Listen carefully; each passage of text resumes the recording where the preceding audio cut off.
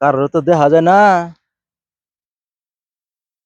আড়ি তো বান্ধাই, দুইটা আড়ি নিয়ে দান্ডি বালা করে মলায় দোহানো দিয়ে বিড়ি কিনি খাম। কেউ নাই তো আবার না।